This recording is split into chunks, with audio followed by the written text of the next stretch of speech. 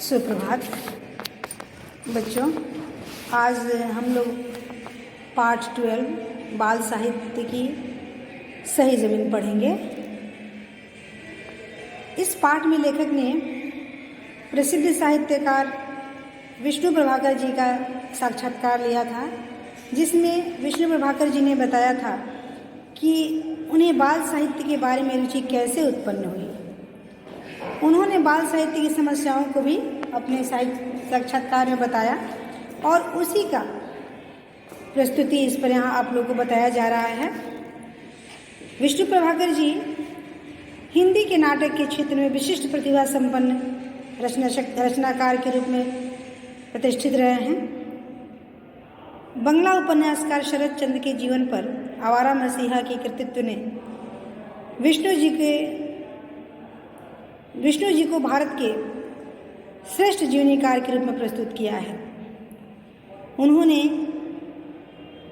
उनका एक साक्षात्कार दिलीप सांधले जी ने अगस्त सन 1986 में लिया था और उसी को यहाँ पर दिखाया गया है और आप के लिए कि आप अपने उनके साक्षात्कार की विद्या से अवगत हो सकें। साक्षात्कार का मतलब होता है आमने सामने बैठा करके आप बात करना आपसे। तो किस तरह से दिलीप सांधले जी ने विष्णु प्रभाकर जी से साक्षात्कार लिया था, इसकी एक झलक आप लोग देखेंगे।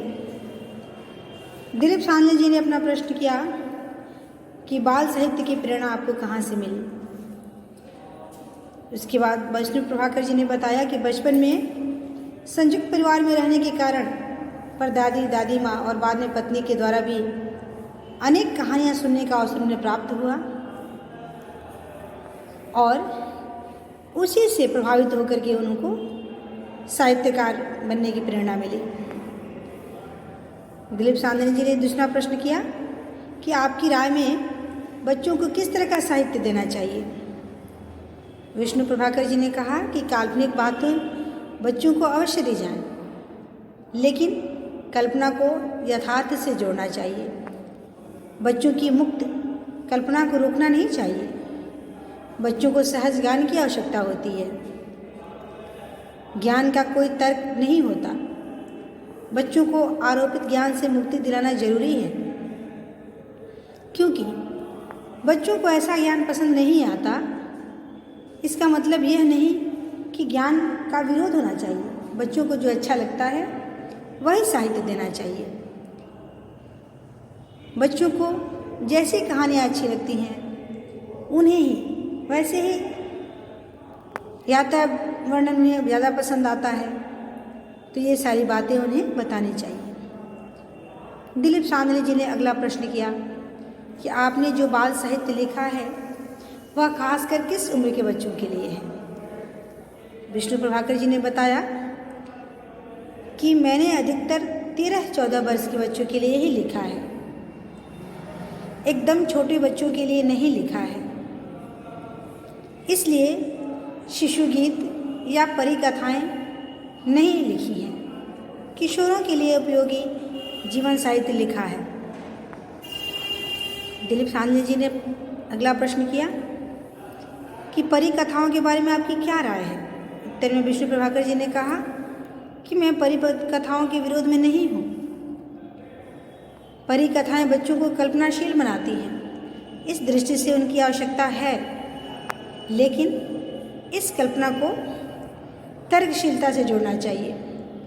बच्चों में कल्पना और वैज्ञानिकता दोनों का विकास होना चाहिए।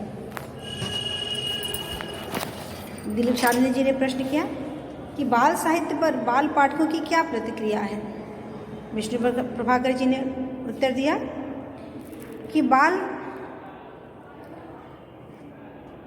मेरी रचनाएं प्रायः नंदन, पराग, बाल भारती आदि पत्रिकाओं में छपती हैं और पाठकों की प्रतिक्रियाएं प्रायः मिलती हैं।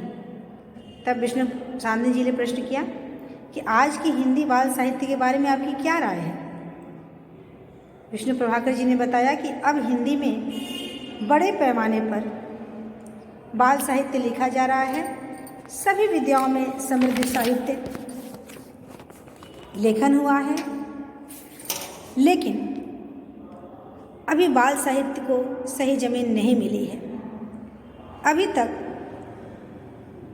पाश्चात्य बाल साहित्य की तरह हमारे यहाँ किसी अमर कृति की रचना नहीं हुई है, लेकिन एक न एक दिन ऐसा समय अवश्य आएगा जब ऐसी रचना का सृजन हमारे यहाँ होगा। पराग, नंदन, बाल भारती आदि पत्रिकाएं अच्छा बाल साहित्य प्रकाशित कर रही हैं। शंकर ने इस क्षेत्र में अच्छा कार्य किया है, किंतु हिंदी के बड़े लेखकों ने बाल साहित्य की ओर विशेष ध्यान नहीं दिया है। कॉफ़ी पीते हुए और बातचीत करते हुए उन लोगों का आधा घंटा समाप्त हुआ और समय का पता नहीं चला। खुले दिल से बात करने के उनके स्वभाव से लेखक अच्छी तरह से परिचित हो गए और उनका जो डर था कि इतने बड़े आदमी हैं, किस तरह से होगा मेरा उनसे सामना, वो डर जो है ख़त्म हो गई और उन्हें ऐसा लगने लगा कि ऐसे व्यक्ति से तो मैं घंटे बातचीत कर सकता हूँ और उनके अनुभवों से ज्ञान प्राप्त कर सकता हूँ, लेकिन समय की पाबंदी के कारण मजबूरी थी और उसी रात लेखक को मुंबई लौटना था। लेखक को लौटते समय 7 बज चुके थे और उन्होंने कॉफ़ी हाउस में विष्णु जी से स्नेहपूर्ण विदा ली, लेकिन लेखक के लिए यह मुलाकात अविस्मरणीय बन गई। अविस्मरणीय का मतलब हुआ कि जिसे हम नहीं भुला सके। इस सिलसिले में उन्होंने बाल साहित्य समीक्षा के दिसंबर 1985 में प्रकाशित श्री विष्णु प्रभाकर बाल साहित्य विशेषांक का जिक्र किया है, लेकिन उस समय अंक उनके पास उपलब्ध नहीं था। बाद में उन्होंने वह अंक डाक से तुरंत भेज दिया। तब लेखक ने लिखा है कि मैंने अनुभव किया कि विष्णु जी श्रेष्ठ साहित्यकार और बाल साहित्य सर्जक तो हैं ही, इससे अधिक वह मिलनसार, स्नेहशील और सुस्वभावी व्यक्ति हैं। ऐसा मेल बहुत कम ही दिखाई देता है। तो दिलीप सांगले जी द्वारा लिखी गई यह जो रचना है वह उसकी शैली को हम लोग क्या कहेंगे? उस शैली को हम लोग साक्षात्कार शैली कहेंगे। और इसमें लेखक ने प्रसिद्ध बाल साहित्यकार विष्णु प्रभाकर जी के अगस्त 1986 में लिए गए साक्षात्कार के बारे में लिखा है। इस साक्षात्कार में विष्णु प्रभाकर ने अपने साहित्यिक जीवन के विषय में बताने के साथ यह भी बताया है कि हिंदी बाल साहित्य किस प्रकार की समस्याओं का सामना कर रहा है। हिंदी बाल साहित्य किस प्रकार की समस्याओं का सामना कर रहा है। उन्होंने लिखा है कि अगर एक साहित्यकार के अंदर जिज्ञासा, स्नेहशीलता, सुंदर व्यक्तित्व और मिलनसार की भावना हो तो वह एक अच्छा साहित्यकार कहलाता है। तो बच्चों, इस तरह से तो आपका हमारा पाठ हुआ जिसमें हमने देखा कि लेखक ने किस प्रकार से विष्णु प्रभाकर जी का साक्षात्कार लिया है। अब इनसे जुड़े प्रश्नों के उत्तर भी आप अपने उत्तर पुस्तिका में लिख लेंगे।